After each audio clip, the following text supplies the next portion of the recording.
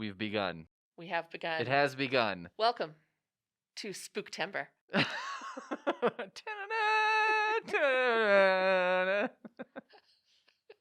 You know, that would have been creepy if it was an actual organ and not you, like, Making that noise. making a... Yeah, I was trying to describe the noise. I couldn't come up with a good word. I always laugh at that song because I feel like everybody knows that part. Mm-hmm. And then what comes after... I don't know. I don't know. Well, we should look it up. We're librarians. Yeah, I've never claimed to be an expert in classical music, Yeah, I guess. Same. I always wonder about the people who make those tunes. Like, did whoever wrote that have any idea that, hundreds of years later, probably people would be like, ooh, that's like the Dracula noise. That's shorthand for scary. And they're like, wait, what? First of all, what is here's a Dracula? An idea. We should introduce ourselves and say what we're doing. Oh, okay. You know what? I approve. Okay. Welcome to our show, which is Why Did You Read That? Are you sure? I had to think about it. Yeah, your eyes were like moving around a little. Well, I don't do the introduction. That's true.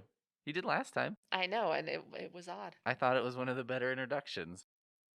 Well, your standards are low. That is true. Yeah. That is very true. Which is a great introduction to me talking about my books. Yeah. I'm Peter. Yes, and I'm Megan. And we both work for High Plains Library.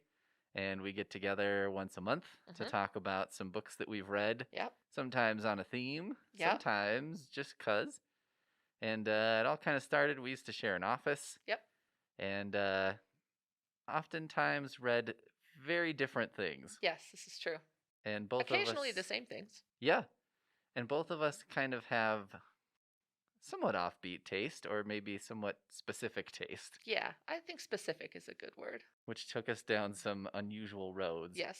So the question was always like, okay, here's what I read. And the first question usually like, why? Yeah. What led to that happening? So we kind of get together and talk about the things we've read and a little bit about why we read them in hopes that maybe you'll enjoy them too. Or at the very least, enjoy laughing at us. Yeah. Yeah, you may also leave wondering, I still don't know why you would read that. Why did I listen to that? Yeah. That's the companion podcast that someone else can start. Right. That goes over our episodes. It's a chain that just keeps on going. That's right. Yeah, and then there'll be a podcast talking about that podcast. And then millions. Aren't you all looking forward to the future now? This is like when you see a preview for a movie that comes out 5 years from now, and you're like, you know what, I'm not real jazzed about that. That has not made me feel like I need to put on my shades because the future is so bright.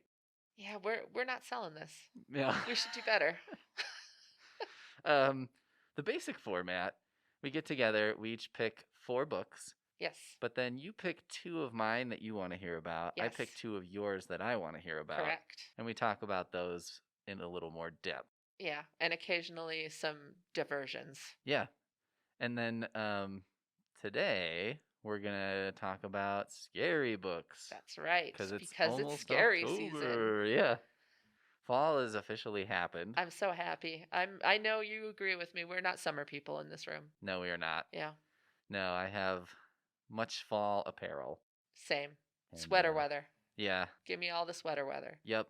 I'm ready. I'm soup season? Yep. I made chili last week. Well done. Pushing it a little early. I bought myself a hot chocolate on the first day of fall. Just as a symbol. I bought pumpkin spice eggnog yesterday. Well done. Thank you. Yeah, I felt obligated. I was a little confused because, well, first of all, eggnog, I was like, I think at some point this crept into the fall. Yeah. When really it seems like December. It used to be solely a December thing, I think. But then also the regular eggnog had pictures of pumpkins on it. And then the pumpkin spice eggnog had different pictures of pumpkin. And I was not entirely sure that the other carton didn't have pumpkin spice eggnog. Because I was like, putting a pumpkin on it is confusing, right? Well, I don't think that normal eggnog has pumpkin anything in it. Is that true? That's correct. Yeah, so I guess if you're not doing pumpkin spice, it does not make sense to include pumpkin. No, especially when it's right next to the pumpkin spice. But I Right. took the last pumpkin spice, so now everyone who goes to that Oh, particular Target, now what are they going to do? I don't know. I would assume it was pumpkin and then drink it and be like, this really didn't have a powerful pumpkin Yeah, flavor. This is not bringing the fall feeling. anarchy. Yeah. This is really skipping me ahead to December, and that's the opposite of what I wanted to do. We need to really enjoy October. Exactly. Yeah. Do you have a joke? We usually start Oh with a yeah, I joke. do have a joke. Thank you for reminding me. You're welcome. All right, here we go. What concert only cost 45 cents to attend? I have no idea. 50 Cent featuring Nickelback. Oh, I like that one. Thank you. That's one of my favorites so far. Excellent. I'm so pleased. Also, my mind just immediately goes to imagining that actual lineup. It would be And confusing. it would be a bizarre crowd. Who, like the people who show up for 50 Cent and stay for Nickelback, or the people who are like, I'm really here for Nickelback, but I guess I'll see what 50 Cent has to offer? Yeah. Or vice versa? I don't know. Who do you think would I guess Nickelback probably would be the headliner at this point. Do you think? Yeah, I don't know if 50 Cent has been as musically prolific I as suppose that's Nickelback. true. But I do feel like he has generally more positive feelings. Yes. Well, I think these are probably related. I think maybe he got in and he made, what was his, The Massacre, Get Rich or Die Trying, Yes, yeah. couple more, and then he got out. But I could be wrong. There could be 50 Cent albums out there that I was there on the Get Rich or Die Trying train and The Massacre, and then after that I was out. Well, see, I, as we have discussed before, I am not into popular music. I am a fan of 50 Cent for his appearance in a little movie called Spy with Melissa McCarthy. What does he do in that movie? He plays himself. Basically, he's playing at an event where they are doing spy things, and he ends up getting kidnapped by a non-spy. And it's pretty funny. I enjoyed his acting in a movie called The Escape Plan, Mm-hmm. where he plays the, you know how there's always like the tech nerd in the van Yes. who's like computer hacking things? Did he play that person? Yes, he did. That's brilliant. I love it. And he played that person for Sylvester Stallone. Sylvester Stallone has really redefined the term ragtag group. Yeah. Because it's like the Expendables. Yeah. And then I can't even remember who else was there but 50 Cent, but I just remember thinking like I don't, but I do want to see the Escape Plan prequel where all these people meet. How did they find each other? How did they find each other? Yeah. How did they all decide to work together? Like I want to watch Sylvester Stallone sort of courting 50 Cent to be his tech guy. Yeah. But also I don't, because I know that movie would just be awful. I don't know. Sometimes you hear about movies and you're like, that's going to be terrible, and then it's amazing. Like Guardians of the Galaxy. Yeah. I heard about that and I was like, no way that's going to work. Should not work. But then it was funny. But does. Yeah. Fair enough. Yeah. All right. I believe that you started last time. That's what I believe as well. All right, so you want me to tell you about my 4 picks? Yes. All right. I'm going to write them down. Okay. So I can remember this time. Are you prepared with your pen and paper? My pen is clicked. Excellent. And ready. My first book is called Nothing But Blackened Teeth by Cassandra Khaw. And it is a novella that takes place at an abandoned Japanese manor that is reputedly haunted. And I don't want to go too far into detail, but... Alrighty. All right. Kind of a twist on the haunted house sort of thing? Yeah, it's a little bit like, The Grudge or The Ring, but also haunted house, and also maybe a little, I don't know, a little not haunted house, a little like interpersonal, like bad decisions. Let's just say bad decisions. Staple of horror. Oh yeah, you don't have horror without bad decisions. My second book is called The Death of Jane Lawrence by Caitlin Starling. This is a historical horror that's set in like an alternate Great Britain kind of World War I era. And it is about a marriage of convenience that ends up, there's again haunted house. I'm a sucker for a haunted house. And yeah. And there's also some creepy, like maybe some cosmic stuff. It's lots of atmosphere in that one. I like when it gets cosmic. Yeah, me too. Some kind of a. I don't like when my superhero movies necessarily end with like a weird portal with tentacles coming out, but I do like when my horror movie goes that direction. Excellent. We are of a mind. My third one has maybe the best title. It's Basketful of Heads by Joe Hill, which is a graphic novel. For people who don't know, Joe Hill is famously Stephen King's son. So he comes by it naturally. Carrying on the family business. That's right. And you get what you're advertised with that one. You get a basketful of heads. All right. And finally, I have a collection of short stories titled "In That Endlessness, Our End" by Gemma Files. And these are, I find them to be genuinely unsettling and creepy and insidious short stories. Okay. Dang. This is always the worst part. I know. I didn't give you any weak ones again. No, I know. Yeah, you need to give me some, like, what's the opposite of a ringer? A dud? Yeah, a dud. Yes. No, I refuse. You're a garbage time player that you're just like, I don't know, throw them in. We got 2 minutes left. We're up by 17. We're fine. Yeah, I'm afraid I'm just too good for that. I have too much integrity. I want to hear about in that endlessness, our end. In That Endlessness, Our End. Yeah, by Gemma Files. Yeah. Excellent. Let's start there. Okay. So it's a book of obviously horror short stories, and I talk a lot about how I don't read a lot of short stories, and yet here we are. I read a great review of it, and it made me interested, and I'm really glad that I went and looked at it.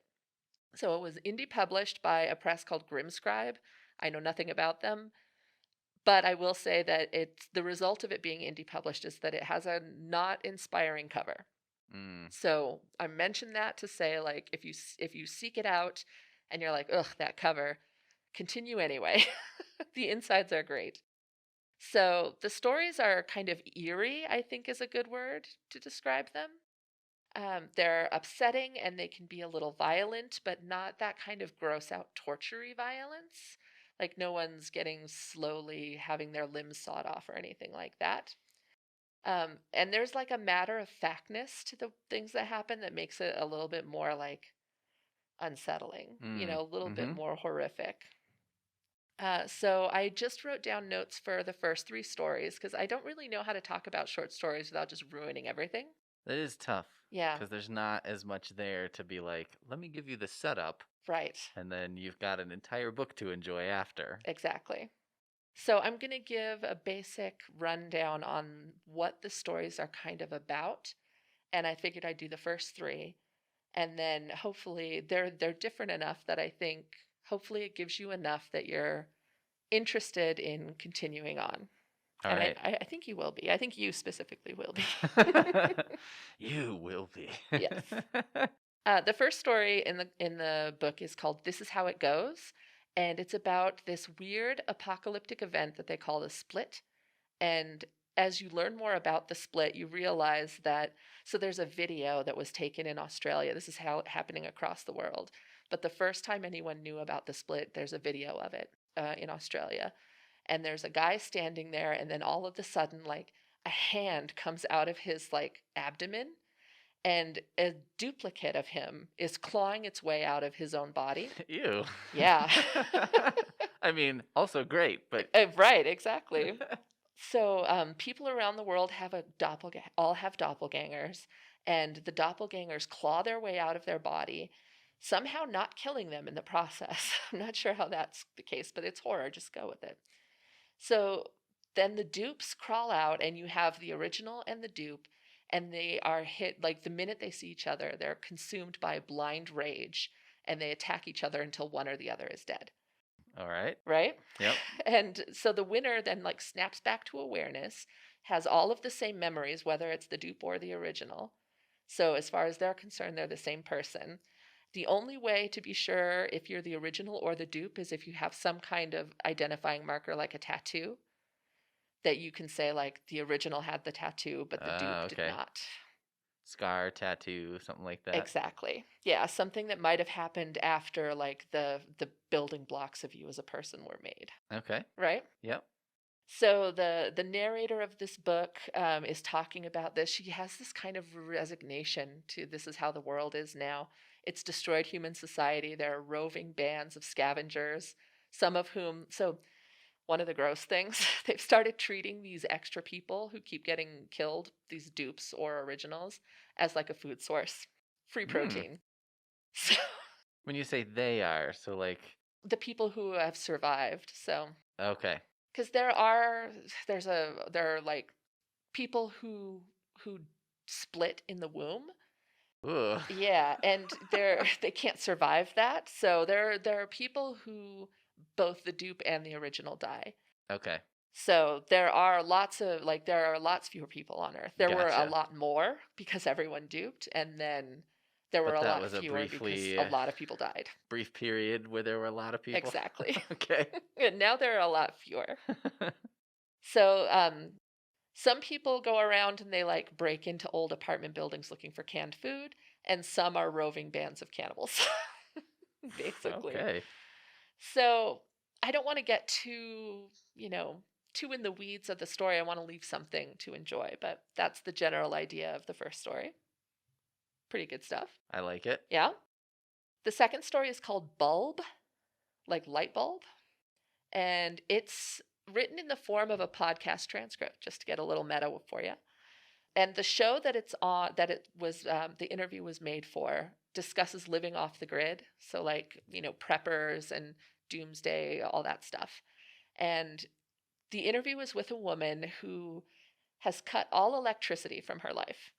So she doesn't use solar panels, generators, batteries, no electricity at all. So they invited her on to talk about why. And she tells a story about how she was like in the Canadian version of Wall Street, basically. She's a stockbroker.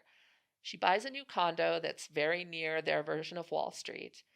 And she bought it specifically because of this like beautiful light fixture that was kind of in the hall. Okay. Then the previous owner moves out. She moves in and the light fixture is gone. There are just a couple of like holes in the ceiling. And she's like, well, that sucks. I bought it because of this light fixture. So she calls an electrician and gets new track lighting. And she's like, I'll just put something else up. And the electrician says there's no wiring here. There's no switch where she remembers there being a switch. He can't get any light bulbs to work. He can't hook up any wires. He has no idea how there was a light fixture there, right? So he leaves. She's dating this new guy, and he happens to be an engineer. And he's like, I can fix this problem for you. So he comes over with like a bandolier of like bulbs, basically. It's like, here I am. I'm going to solve your problem. And through experimentation, they discover that there's this one like really dim room. It doesn't have any outlets or anything, so you can't put a lamp there. It's very, very cold. And as he gets closer to it and lifts up this bulb, it can light up a bulb without anything, just like holding it in his hand. Weird. And it even attracts it to the wall. Like the bulb can stick to the wall and then they can't pull it back off. Weird. Yep. And then eventually these cracks appear in the wall and some tendrily things like roll out. Here we go. Yeah, and you get some gross body horror stuff. And without getting into it, because that's the payoff, basically, what happens in that room, in that condo, is why she was like, no more electricity for me. Done Going with that. 100% off the grid. Wow. Okay. Yeah. So that's a good one. And then the third one I'm going to talk about out of the three, I think is my favorite. Okay. It's called Puppet Motel. Okay. Which, I mean, sends a chill. No one likes a puppet. No. No, they're up there with like your clowns. As and your ventriloquist dummies. Yeah, and all those that. weird porcelain dolls. Oh man. Yeah. Long ago, you probably remember this. We took out of our collection some like collector's guides Yep. for porcelain dolls I because, do they remember were in this. bad shape and weren't being used. Yeah, old. And I scanned a bunch of the pictures and I made a sort of spoof YouTube video Yep. that was about how my grandfather had operated a doll factory in the woods. And, these are the last known pictures of it. Because there were also these weird pictures of So weird a and very doll. creepy. Yeah, it was like a doll maker. And so it was like an assembly line. And it was all the people working there were these, mustachioed, turn of the century guys who had that like hollow, vacant, frightened look in their eyes, as Right. they're making dolls. And it was just horrible. And then the way the dolls were posed Yeah, was the dolls bizarre. themselves were terrifying. There was one that was like, there was a coffin. Yes, there was one that was clearly coming out of a coffin. Like the doll was posed so it was springing out of a coffin. Yeah. There was another one that was standing next to a cradle that had what was clearly a pentagram Yeah. painted on it, which it was just weird. There was one that was sitting next to a bunch of like detached doll parts. Yes. Like And it looked like it was crying. Like, yes. yeah, it was, And I don't this know. was not meant to be like a creepy satirical doll book. No. This was like images from catalogs and stuff, and Yeah. then images of these dolls so you could identify the types and all that. Yeah. It was Very so creepy. weird. I mean, it almost made me believe in time travel because I was like, if I could time travel, this is the book I would make. Yes. And then put it in so people would be like, what is going on? If you had told me that you'd made that and put it in our collection, I would have believed it. So anyway, big fan of the haunted dolls. All right, so this isn't exactly a haunted doll thing. It's an Airbnb thing. Oh, sure.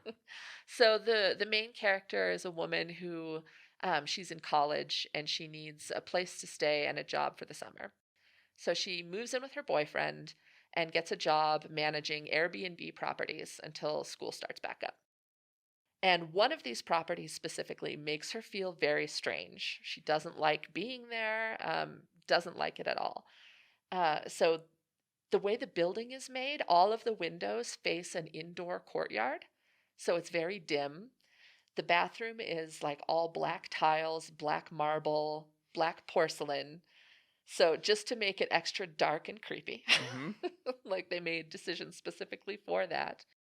And when she's there, there's this tone. Have you ever been in like a really, really quiet room and then you start to hear a buzzing? Yes. It's kind of like that. Okay. So she And hears like this. you could just barely hear it. Exactly. Like, yeah. But it's very like the more you notice it, the more you can't not notice it. Yes. Yeah. So that's what happens to her while she's there. And then she starts to lose time. Like she'll be vacuuming and then she'll come to and it's almost sundown and she's staring at a wall. Right? Because that's not terrifying. Yep. So she doesn't like this particular property, and she sets alarms on her phone, so that she will be sure to get out of there as quickly as possible. And then her boyfriend kicks her out. So she contacts her boss, and he says, "Hey, that one apartment is open, and you can stay there." And she doesn't really have any other options, so she's like, "Okay, I'll stay there." And there's some truly creepy scenes, like she's dead asleep. And all of a sudden her Siri on her phone says like, "I'm sorry, could you repeat that?" And wakes her out of a dead sleep, and which is creepy enough. And then it starts having a conversation with something that you can't hear. No. Yeah. And I'm like, I'd nope right out. Okay, there's the movie Event Horizon. Have you Yeah, ever I've seen seen this it. movie?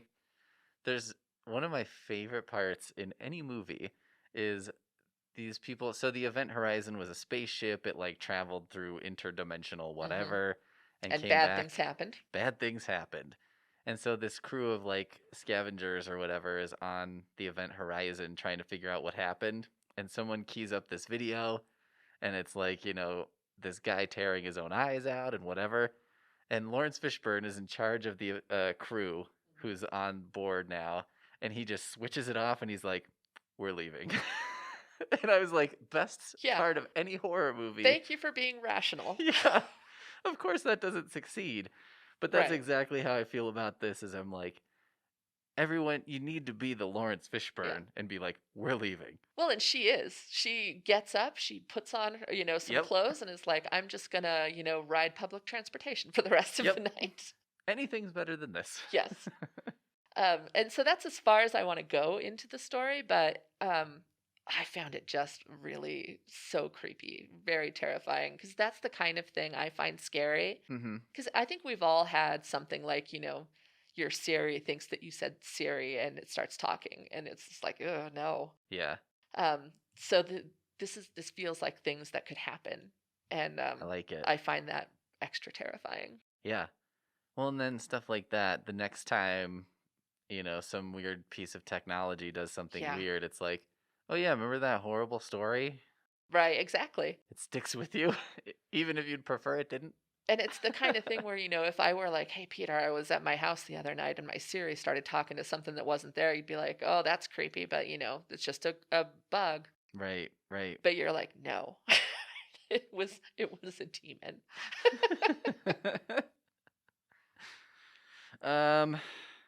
Excellent. Yeah. So that was In That Endless Our End by In That Endlessness. Endlessness. Yes. Our End by Gemma Files. Gemma Files. Excellent. And there are plenty more stories where that one came from, where those three came from, I should say. How long are these stories? They vary. Some of them are about 5 to 8 pages. The Puppet Motel one that I really particularly liked was, I think, about 20 pages. Okay. So they vary. Good range, though. Yeah. I like it. Okay. So I guess I'll tell you about my books. Please do. You can pick one. Yes. My first book is called Dark Harvest by Norman Partridge. Okay. This is kind of, to me, an under-the-radar Halloween classic. It's sort of about an urban legend in a kind of a rural place about this guy called the October Boy. Okay. The next one is a book called Paperbacks from Hell by Grady Hendrix. I am familiar with this book. So it's kind of a nonfiction cataloging of super weird, pulpy paperback horror, probably mostly from the 70s and the 80s. Mm-hmm. It turns out there was quite a little industry of just some of the strangest things, Yeah. Well, and fun fact, that book actually got some of those books reprinted. Yes, yeah, they started an imprint of Paperbacks from Hell. Yep. I also have noticed over the years that some of them have come back in like electronic format. Right. Because they were, after I read Paperbacks from Hell, I was inspired to seek out some of these titles. And some of them were like outrageously expensive. And I think it's mostly because they'd been out of print for right. a few decades. Very limited supply. Yeah, and they probably didn't print a ton of them. Yeah. Well, and those things aren't built to last. No, and so sometimes just a little tip for books consumers, I guess, is like if you get online and you see something and it's on eBay or Amazon or something and it's like $700 for a fiction novel paperback, that's just somebody seeing what they can get for it. Yeah. And don't do it. Yeah. It doesn't mean it's a collectible that's going to set you up for retirement. Nope.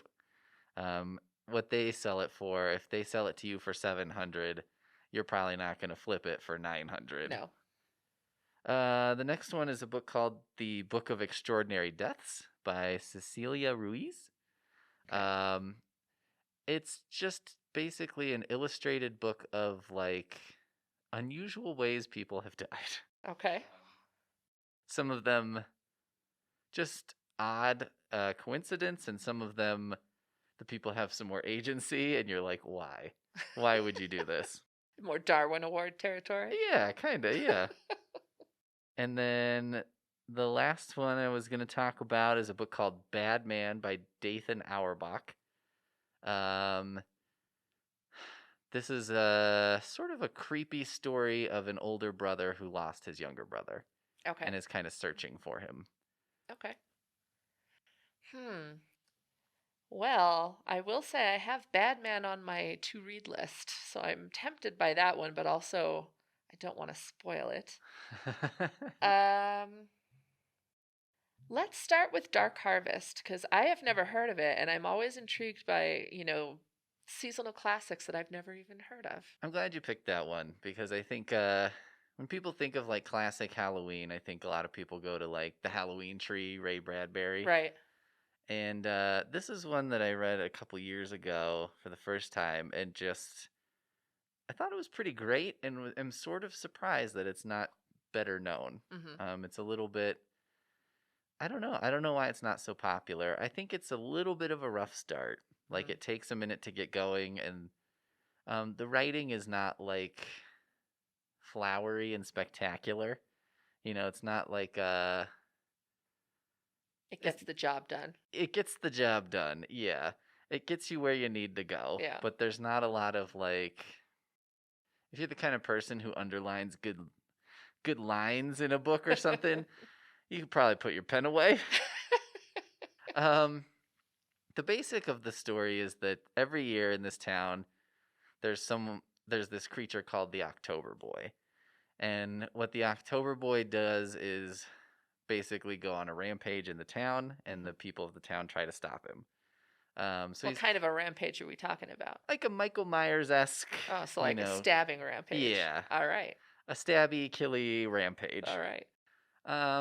But then we kind of discover pretty early on that the October Boy is not just. There's something more sinister going on with this, and it's not that the October Boy is just this like unthinking monster who's killing people for no reason. Okay. So it's a little bit of a trope that I'm tired of, which is the like who's the real monster here, but it's not quite that heavy-handed and not quite that bad. It's got like a really good fall feeling to it, in the atmosphere and stuff. Like when you're watching the original Halloween and they're walking down the street, it just feels like fall. Yeah. It really has that feeling to it, which I appreciate a lot. I think there are surprisingly few like Halloween-centric books like this. Yeah. I don't know why. A lot of times a book will have a sequence that happens in Halloween or something, but it's not like firmly about Halloween, and this is firmly about Halloween. Yeah. I never thought about that, but I think you're right. There's a lot of horror and stuff you read around Halloween, but not so much about Halloween. Exactly. Huh. And so it's kind of nice, too, because this seems to exist in a world that looks like ours. Like sometimes when you read horror, it feels like this horror story is happening in a world that's like ours, but there are no horror stories. Because, it's like someone has to explain to everyone what a zombie is. Right. And you're like, well, this is obviously a world where The Walking Dead wasn't the #1 TV show for like 10 years. Right. Where now everyone would be like, I got it. I know what's going on here. Yeah. So this feels a little bit more like it lives in our world, but it also balances. It's not overly referencing like pop culture or something. Okay. I like that it sort of takes place in it's a rural-ish setting. It feels a lot like where we are. But it's not like a, fear the hillbillies story. Right. Because the hills have eyes. Yeah, exactly. It's like, okay. Dial it down a little. So it's like, it's a little bit of a quieter sleeper hit, but it's one I really recommend. It's also pretty short. Okay. Which I think is nice because you can kind of you could read it in probably 2 or 3 sittings pretty easily. 2 or 3 lunch breaks, you could get through the entire thing. So it doesn't overstay its welcome the way some other books do. And it just gives you what you need. It's not trying to throw a lot of other stuff in. Right. So that's most of what I want to say about it as far as the plot and stuff. It's creepy. And it's weird, and it's a little bit of a different take on like a slasher type villain. Yeah. But it's also fun. Like it's something that is scary, but is still a little fun too. Right. Like it's like a roller coaster scary. I was gonna say that kind of safe where you scream and then you laugh. Yeah. Exactly. So it's it feels a lot like a horror movie from the 80s. My favorite genre of horror, my favorite era for horror. I think it's pretty good. Yeah. And it feels like one of those ones where you're like, This is a little elevated above the one where they filmed. It's better than Pumpkinhead, where they're Hey, I just like Pumpkinhead. but it's better than Pumpkinhead. Wow. You like Pumpkinhead? I do. What do you like about Pumpkinhead? The creature is pretty cool. Yeah, the creature's good. I don't know. I just think it's fun to watch. Like I'm not going to argue that it's great. Yeah. I'm going to argue that I like to watch it. Yeah. All right, well, so maybe for you it's exactly at the level of Pumpkinhead. Okay. This isn't like life-changing literature, but it's like a totally worthwhile entry into the anyone's horror collection. All right. Excellent. All right, I'm in the market for that. Excellent. So that's Dark Harvest by Norman Partridge. Okay, cool. It could be also, maybe it's not that big because he hasn't written a ton. He hasn't put out a ton, and I don't know if he ever really had like a mega hit. Right. So he's not. It seems like most horror writers have a pretty solid base of different books and stuff like that, and he doesn't have that so much. Interesting. How did you find it? We had it at the library. I just picked it up. You just found it? I found it. The cover was creepy. The description was intriguing enough. Yeah. And I was like, well, this will probably take me like 2 hours, so I'm in. Never discount a good cover. I know. Like there are plenty of great books with bad covers, but that doesn't mean you should ignore books with great covers. No. Yeah. Yeah. Always give it a shot, right? Yeah. If the cover art's good enough to get you to read the description, and the description isn't bad enough to turn you away from the book, you're right in the sweet spot. Yep, exactly. All right, that's Dark Harvest. Do you need a reminder? No. All right. I have Nothing But Blackened Teeth. Yes. That's a sort of a haunted house set in Japan. Yes. Death of Jane Lawrence. I can barely read my own handwriting. That's also kind of a haunted house thing in the UK pre-World War I. Yeah, kind of gothic. This is more in the gothic horror tradition. And then Basketful of Heads by Joe Hill. Yes. Which I'm pretty interested in because he did the comics for Lock and Key. He did. But I think I'm going to go with Nothing But Blackened Teeth instead. I am pleased that you said that because coming off of our discussion of great covers, this book isn't out actually until October 5th. Or no, I'm sorry, October 19th. Okay. So plenty of time for you to get it before Halloween, but it's not quite out yet. Which is why I had to print out the cover because I want to share this amazing cover with you. Okay. And perhaps you could describe to our listeners what you're seeing. Maybe.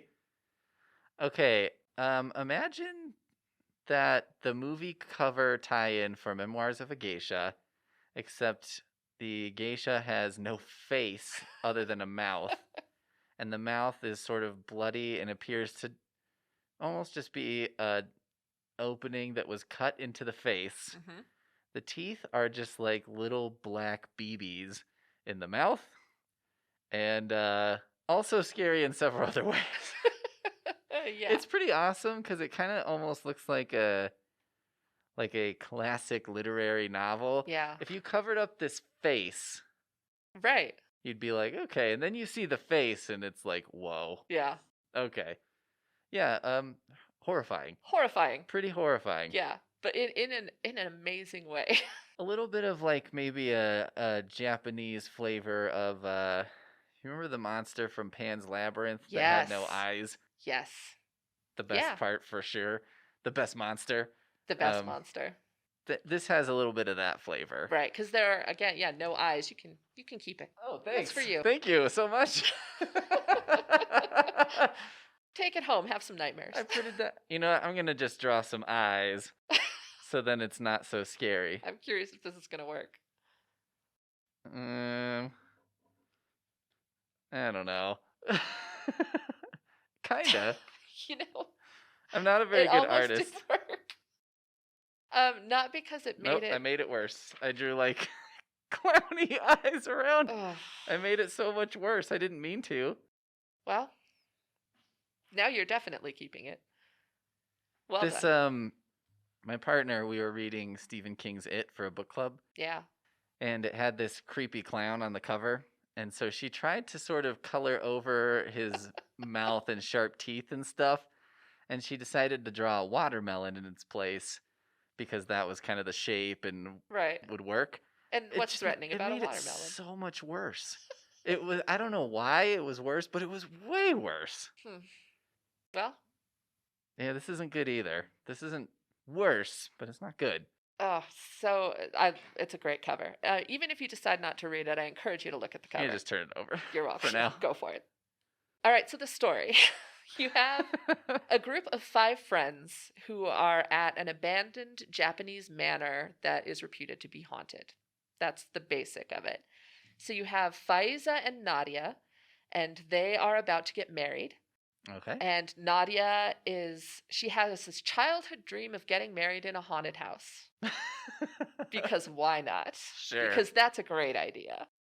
I guess they, as a group of friends, had done this before. They'd gone to abandoned places and like done ghost hunting stuff. So this is kind of in their wheelhouse. And so this is what she wants for her wedding. So that's why they're there. Then you have Philip, who's like the golden boy. He's tall and athletic and attractive and rich and successful. He has a trust fund and he paid for everyone to get to this abandoned creepy place. Thank you so much. Yeah, Philip. Using his money for good. Right. Wonderful use of funds. Then you have Lynn, who is like the sarcastic jokester, the one who's like a little mean, a lot funny. You know the one. Yep, I do. Type. And he's really only there because Kat is there, and Kat is our narrator. She is coming out of some kind of traumatic period of depression. We don't know exactly what's going on, but we know it has something to do with maybe the friendship between all of them. And it becomes very clear that there's some strain in the relationships between these friends. They've known each other for a really long time, but something has happened and they are not as close as they used to be. We're not sure why. So they come to this house, and the legend of this house is that 1,000 years ago, there was going to be a wedding in this house. And for whatever reason, I don't know if he died on the way or if he just didn't show, but the groom didn't show up. So the bride, to prove that she was devoted, walled herself up into the house and basically buried herself alive to wait for him. Okay. And now it's haunted. Sounds like a perfect recipe. Yes. For a haunting. Well, and who wouldn't want to get married there? Yeah, no. Yeah. With the perfect. history and yeah. It's always, I imagine, since I was a boy, my wedding, and it had a lot to do with a dead woman in the walls. A bride who walled herself up into the foundations of the house. Yep. So romantic. Perfect. So when they get there, portions of the house are, as you would expect, kind of rotting away. Books have been turned into mulch, which have then been turned into like termite mounds and wasps' nests. And, paint is peeling off of everything. And other portions seem remarkably new. So like the tatami mats on the floor seem like they should be in much worse condition than they are. Mm-hmm. But, you just kind of take note of it. Whatever. These things happen. And there are screens and murals all through the house that show artwork of Japanese yokai. Yeah. Or you know what I'm talking about. So they're basically Japanese spirits. Kitsune are like fox spirits, and tanuki, which are made famous by Mario, are raccoon dogs. Like these raccoon dog things. Mischievous raccoony dog. Yeah. Jokester, like tricksters. Yeah. Trickster spirits. And the I'm going to mispronounce this, just prepare yourself. Ohaguro Batari. And that literally translates to nothing but blackened teeth. And this is a spirit of a woman in bridal clothes who hides her face. It's caked in makeup and perfectly smooth except for her mouth, which is like a gash filled with blackened teeth. Where we get our cover. All right, yep. That sounds oddly familiar. Yeah, interesting. So they all arrive, night falls, and the fractures in the friendship start to become a little bit more apparent. And Kat is having some creepy visions. She's seeing things in some mirrors. She's hearing things. And then they all decide to make some very bad decisions, and not everyone makes it out. Mm-hmm. And it's a novella, so it's like between 150 to 200 pages, I would say, in that It's a neighborhood. good range. Yeah, so you can read it relatively quickly if you have the bravery, if you have the courage to make it through. I'm curious about what the registry for a wedding like that looks like. Yeah, well, I mean, I can tell Holy you what they water? brought I with mean, them was she brought her wedding dress, which she ends up putting on, and a veil, and then there's a rather horrifying sequence that follows that. They brought food and they brought booze because of what course. better thing to do than drink in your Yeah. haunted manor? Be wasted in a haunted house. Yeah. Yeah. I read this book a little while ago called Yokai Attack, Hmm. and it was basically a cataloging of a bunch of Japanese spirits and stuff. Yeah. There's some interesting stuff in Yeah. there. Some of it was very scary, and some of them looked horrifying but really weren't that bad. Yeah. It was odd. It was an odd cross-cultural experience to see like what their Bigfoot is Hmm. or their whatever. Well, and after I read this, I looked up Ohaguro Batari, which is I knew was like this bride character, but I was curious if she was an actual yokai from, Japanese culture, and it turns out that yeah, she absolutely is. But apparently she in the mythology of like yokai, she doesn't actually hurt people generally, Mhm. she just scares them. And so there is a theory that she is the tanuki in disguise, just trying to give people a real fright and then laugh at them. Yeah, there was a lot about Tanuki in there cuz it's quite a character. Yeah. Just as a note, if you're listening to this at work, there's an I know what aspect you're of going to say. Tanuki that is not safe for work. That is true. So just Google that at home, Right. not with the kids. It's not like, horribly graphic, but Yeah. I There's a major departure in the Mario version of the tanuki. there's a major omission Yes. in what that is. And also, I guess that must have been a joke in Japan that didn't translate to the States, right? Cuz I guess. having him be Tanuki is odd. Yeah. Yeah. Maybe. I But don't know. whatever. Just as a little warning, just so Yeah. your boss doesn't come across you googling this and then some of the images that come up will be like Yeah. a little It's an what? identifying feature of the tanuki. So if you're looking at pictures of tanuki, you will see what we are talking about, and you don't want your boss to see it with you. However, if this has intrigued you, I strongly encourage you to look up the Tanuki because it's pretty entertaining. I think there's actually a website that's something like yokai.com or something, Yeah. and it's just a huge dictionary of different yokai and pictures and like general descriptions of what they're known for. Yeah, it's pretty interesting. It's Yeah, pretty fun, yeah. I have to say. It's interesting to see how other cultures view the spirit world. Yeah, and this is the culture that gave us some of our best horror, so Yeah. they know what they're doing. Yeah, I mean some of that stuff's pretty amazing. Yeah, There's a manga guy, Koji Suzuki, I think, who's done like Spiral and a I've read couple Spiral. other. Whoa.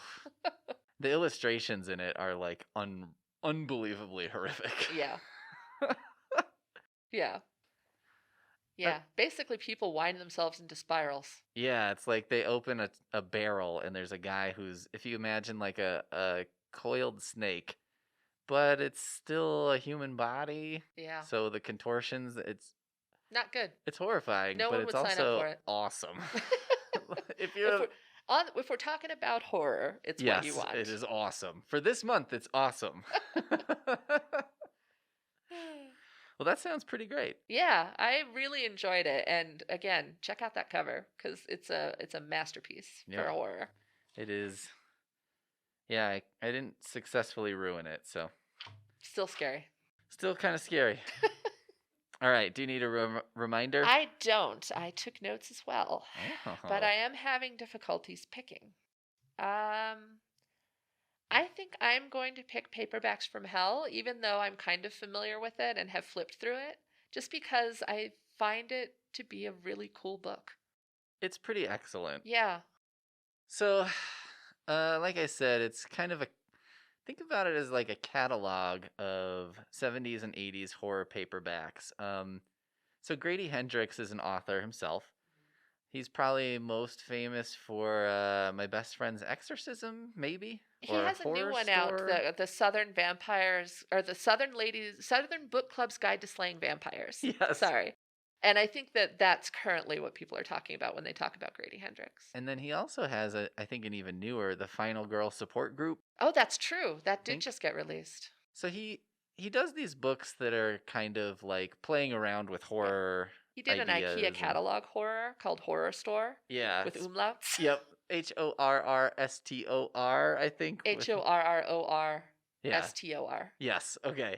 And it's like laid out like an IKEA catalog, kind of. Right. And then, it.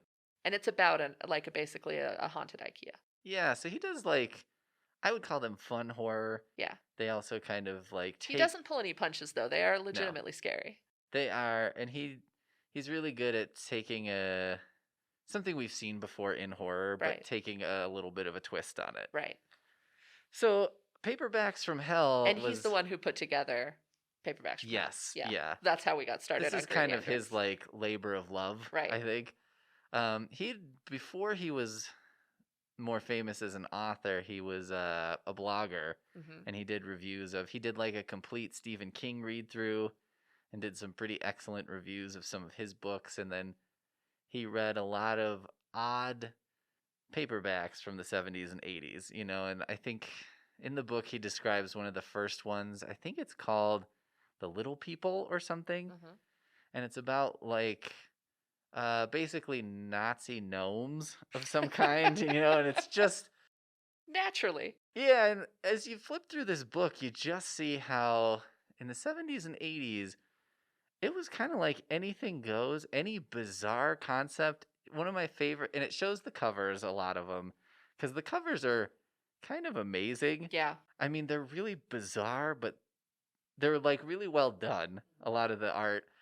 But one of the ones I remember the most is I think it's called Crabs, and it's just about killer crabs, and it's a crab holding a knife. I think there's a TikTok of that. There was a crab walking around with a knife, and I was like, reality mirrors art. Yep. But he basically goes through different eras and different sort of subgenres, like this is people turning into wolves. This is like haunted house stuff. This is just out there weirdness. Yeah. Animals attacking. Yeah. I think one of my favorites, which I did end up reading after reading about it in Paperbacks from Hell, was one called Toy Cemetery, which is about like a weird haunted doll factory. And it is one of the strangest things I've ever read. It involves weird time travel that a guy solves by shooting a clock with a gun. Sure. There are like living dolls, and some of them are evil and some of them are good. So there's like a massive doll battle that happens. And I'm not really sure why the good ones are good and the bad ones are bad. There's like human mannequin people. It's bonkers. All right. Have you ever been able to resist a haunted doll anything? I don't know. Probably not. I've seen way more Chucky movies than I should have because of that. Anyway, I think what's really great about it is like anyone can go through this if you're even mildly interested in this kind of thing. You can probably go through it and find a handful of titles that you're like, you know what? I'm going to line up for that ride. I'm going for it. I'll buy a ticket to that. I think so. And then it's also nice too, though, because you can kind of get some of the joy of just how strange all this publication was without actually having to read the entire book. Right. He does a good job of summarizing it and picking out the really strange stuff that is just super pleasing to hear about. But it saves you the work. People who don't deal well with horror, this might be an option to get some of the spooks without the nightmares. Definitely, because if you're sort of interested in it, but you don't like to be creeped out or weirded out. I didn't find this book to be scary at all. Like I wouldn't say this is one that stuck with me in that horror way. Right. It's not like an atmospheric thing where there's like this build and it's Right. terrifying, and then you're like, oh, this is reflected in real life. It's very tongue in cheek. Right.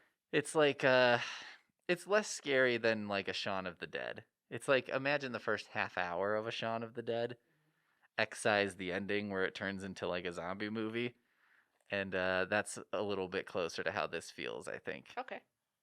I just also think it's kind of a wonderful thing that he's done, as far as, I think this is kind of a forgotten corner of literature, and of books. And you remember, if you flip through it, if you grew up in those eras, you'll see things that you're like, I kind of remember seeing that on the rack at the grocery store. Yeah. And I think that it's kind of nice that someone has gone through and like cataloged this and kind of connects it to modern stuff a little Yeah. bit, and Saved it from, oblivion a little yeah, bit. yeah, because this is a thing that I think most people would look at as just like, including the publishers, as like, I mean, this is garbage. Disposable. Yeah, it reminds me of like comics in the early days Yeah. were like this. Comics weren't worth a lot of money, they weren't worth any money, and they were considered disposable things. And now people are much more into that history and all that. And I think these horror paperbacks probably are still not considered by most to be Yeah. like important history. But I just think it's nice that that's out there. Yeah. And that that's available, and you can kind of see what Well, people's it was interests a were. large segment of publishing for a while, so I mean that does say something about us as a culture. Absolutely. Absolutely. And I think it also says something, because it's like, whenever you're looking at a culture and you look at the sort of lurid side of the Yeah. culture, I think that can sometimes be more telling Yeah. than, what you see in other things. But, and it's also, I think, a read that's just really joyful. Yeah. Like, you will get laughs out of it. He's really good at writing about these books and not being terribly disrespectful, Right. but also you will laugh. It's Right. like, if you like Poking affectionate fun. yeah. Yeah, like sometimes when you see like a Mystery Science Theater and Yeah. it's like disdainful, it's not as fun. But when you can tell, it's like, I think they kind of like this movie Yeah. in a weird way, but Or they're at least having a good time. yeah, and they're acknowledging that it's very silly. Yeah. But it's not just about like, the writing's not very good or whatever. Right. It's about some of the genuinely bizarre choices that of things. And it's fun to imagine a publication situation where it seems like there was probably publishers where it's like one guy smoking a cigar in a basement, and he's just like, all right, William Johnstone, what do you got for me today? And then he's like, haunted dolls, they take over a town, and he's like, Do it. all right, give it to me by next Wednesday. And William Johnstone goes off, doesn't sleep for 4 days, brings back his 800th novel. They put it out and forget all about And it. history was not made. No, but for me personally, a couple afternoons were really made. Excellent. So that's Paperbacks from Hell. I highly recommend. Yeah. Even if you don't have to read it cover to cover too. You can just flip through and stop at what interests you. So that's kind of a nice feature. Even just flipping through and looking at the art, I think, is worth it. It's pretty amazing, and something will hook you in. Yeah. You'll see a crab holding a knife and be like, I gotta know what this is. Or a cover of like, deadly slugs or something, and Yeah. be like, I gotta know what they're talking about. Yep. Good stuff. There we go. All right. Well, that's all of our books. Do you want to go back through yours and then Sure. briefly talk about the ones you didn't Yeah. get to? Yeah, absolutely. So my 4 titles were Nothing But Blackened Teeth by Cassandra Khaw, and that's Khaw, Khaw. And my second book was The Death of Jane Lawrence by Caitlin Starling. This is so it reads very much like Britain, but it's an alternate Britain where there was a horrible World War I, thing, and it kind of changed their culture. And Jane Shoringfield was orphaned, and she decides that to get security for her life, she's going to find kind of a steady man who has a job and offer to marry him for just like a marriage of convenience and be his like help with his business. And so she approaches the local doctor and he says, yeah, we have a deal, but you can't ever go to my family house, Lindridge Hall, and you'll live in the surgery in town. And she says, okay. And then of course on their wedding day they get taken by like the town is having a celebration and they escort them to Lindridge Hall under the assumption that that's where they're going. Oh, good Lord. And so she's there and then there's a horrible storm and she gets stuck there. And he becomes an entirely different person. He seems very kind of scared and hunted, and something creepy's going on with House. All right. Also, just as a fun detail, the wedding ring that he gives her is made out of the bones of one of his patients who was ossifying. Big nope. Yeah.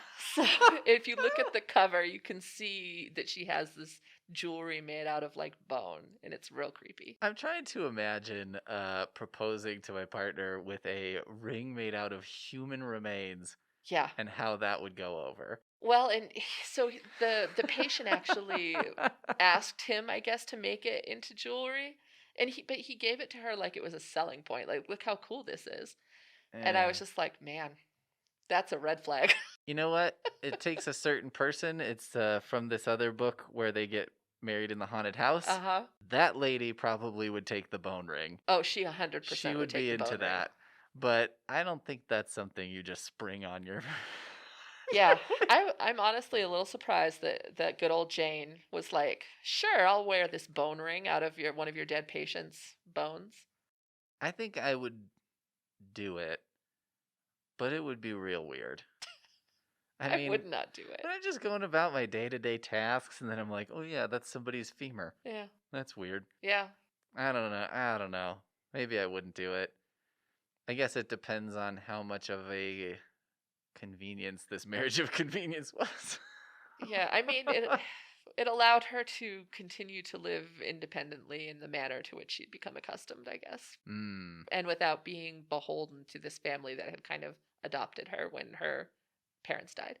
You know what? Luckily, I have low enough standards of living that I don't think I'll have to marry someone who gives me a bone. Good Lord. All right. So yeah, good and creepy. It has like good gothic, there's something in the shadows kind of vibes. Then my third book is Basketful of Heads by Joe Hill. It's illustrated by Leomax. I don't know if I'm saying that right. It's literally all one word. I think so. Yeah, okay. And it's set in the 80s, and the main character, June, shows up in this island community because her boyfriend was working there over the summer, and it's now the end of summer, and they're going to have dinner with his boss, but there are some escaped convicts. Yeah. Yep, escaped convicts, and she ends up defending herself with a Viking axe relic that is in the house of the boss, and it turns out that this axe relic has the ability, if you decapitate someone, their head continues to live. So she ends up walking around with a basket full of heads and they can talk, basically. Lovely. Yeah. And so I would say if you're an Evil Dead fan, that's the vibe 100%. To consider here. You're going to get there's some gross out stuff, some real creepy weirdness, but in a kind of a campy way. Okay. Yeah. I'm in. Yeah, I think you'd like That's a winner. And then my final book, which we discussed, is In That Endlessness, Our End by Gemma Files, and that's the book of short stories that I'm finding. I think it's probably my creepiest selection. Okay. Yeah, it sounded pretty out there. Yeah. It's good and atmospheric. Whenever I read something like that, those are the kind of books that make me think about that person's mom. Yeah. And they're reading it, and if her mom is just, what did I do average? To you? Yeah, just did I not love you enough? Where does this come from? What is happening? I don't know. Okay, I had Dark Harvest by Norman Partridge. That's about the October boy sort of slasher. Mm-hmm. The town is fighting. Paperbacks from Hell. That's the one we just talked about. I had the Book of Extraordinary Deaths by Cecilia Ruiz. This was a tempting one. It's pretty good. I mean, it's a super quick read. The kind of thing that's in it, one of my favorites, Two guys decide to have a duel, but they decide that a normal duel is not, good enough. So they decide to have a hot air balloon duel. So they both have to construct a hot air balloon so that They they had to have, construct a hot air balloon? two, because they each needed one. Talk about bad decisions. And they also needed them to be identical so that no one had an advantage. Okay. They also had to have a second, because you traditionally have a second Right. who is in the duel, who also had to go in the balloon. And the plan was they would both get in their balloons and then shoot at each other's balloons, not at each other, because that would be uncouth. That's ridiculous, Peter. Yep. And so, shockingly, not everyone survives this duel. Huh. Amazing. But yeah, it's like, well, I am shocked that not one, but 4 people were convinced to follow through with this plan. I kind of get the, people having a duel. I kind of get the being a second in a duel. I mean, not really, but I could see how it happens because it's like, well, I guess if you're just super angry and whatever, but I'm like, in the course of constructing a hot air balloon, I think I'd probably be able to get over a lot. Yeah. Or would probably just be like, I'm just going to shoot this guy. Like, I mean, eventually, wouldn't you be like, the more I'm putting together this hot air balloon, the less I'm convinced that this is going to work. Yeah. Yeah. Well, and it's a weird segment of people who, people A would be like, I'm just going to shoot this guy now. Group B is like, you know what? Forgive and forget. Like, this isn't worth this much effort. And now that I've had time to consider. Yeah. But then there's Group C, right in the middle, or Group Double whatever. down. Yeah, and they're just like, oh, I'm doing it. But the so second were they, is even more tethered confusing. to the ground and 30 feet in the air, or were they No, they were dropped the super high up in the air. Okay. I mean, I could just tell you, they're very short, so the death results in somebody does hit the other guy's balloon and they crash to their deaths. They also crash into the roof of a house. Oh, so they potentially killed other people. A barn or something. I don't think anyone else died. They coulda. But I would be pretty upset. Yeah. I'd be like, you're telling me you 4 goons decided you had to have this duel, and then you just floated around and you destroyed my house for no reason. Best case scenario, you have a lot of bloodstains and viscera to spray off your roof. Yeah, pretty bad. Yeah. Well, then also, I might just be like, all right, well, now I have to duel the survivor. I'm kind of upset about what you guys did here. Yeah. And the last one was called Bad Man by Dathan Auerbach. So he interestingly came to fame. He had a book called Pen Pal, and that was collections of what we call creepypasta from Reddit. So he was a famous author of weird sort of modern urban legends, I would call them. Slenderman. Slenderman's the most famous creepypasta for sure. The Rake. I think also there's the story about Elisa Lam, who died in the hotel, and they talk about her playing the most dangerous game on the elevator. That, if you go to a certain floors in a certain sequence, you can, go to another dimension. I had never heard of this theory. I'm familiar with Elisa Lam. They did that documentary about that hotel. Yeah. This is the sort of creepypasta explanation of what happened to her. All right. So anyway, he wrote one called Pen Pal that was kind of a collection of these, and then Bad Man is his follow-up, which is more of a traditional novel. Okay.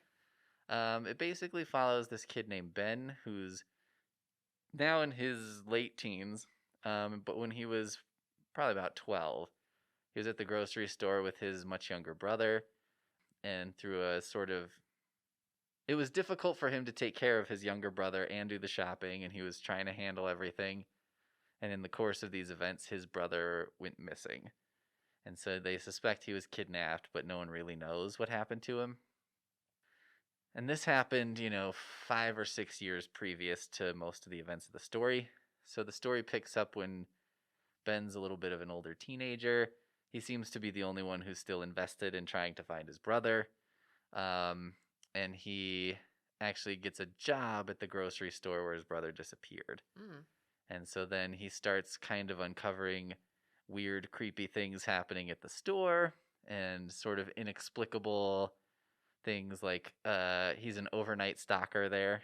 So he's there at night. There's no one else there. And the phones just start ringing. Yeah, just weird things like that happen. So it's got this really creepy atmosphere. That's my jam. And You're singing my song. Yeah, and then every time it seems like he's getting closer to the answer. He gets the rug pulled out from under him, and his parents are not handling it well, so he's kind of dealing with that too. And then I think the biggest thing about it, it's a very slow burn. Okay. So you got to have some patience for it, and like I think the people who don't like it tend to not like it because they just feel like it's too slow. Okay. So if that's your thing, whatever. But if you're kind of used to the more slow build to the horror and not the boiling a frog approach. Yeah. Yeah, there's not a whole lot of like a guy runs out with a razor and kills someone and then runs away and you're like, oh no. It's more like just creepy. It gets creepier and creepier and a little bit more mysterious as the mystery is explored. Yeah. So if you like that kind of aspect, pretty good one. Cool. Highly like recommend. I said, it's on my reading list, so it's a good one. One of these days, my reading list is overwhelming. Yeah. But it's on there. I hear you. I tried to do the math one time of my like want to read list on Goodreads. No, and like would I be able if I just read my entire life? No, I don't want to talk about this. It's too depressing. Don't tell me what you found out. I don't want to know. That's going to be your ghost story. Yeah. Megan's and then ghost she died and she'd only read half of her reading list. But mysteriously, things keep vanishing and appearing on her to-read list. What's happening? She woke up and it was 10,000 books. Yeah. She was buried in a pile of her own books. That could legitimately happen.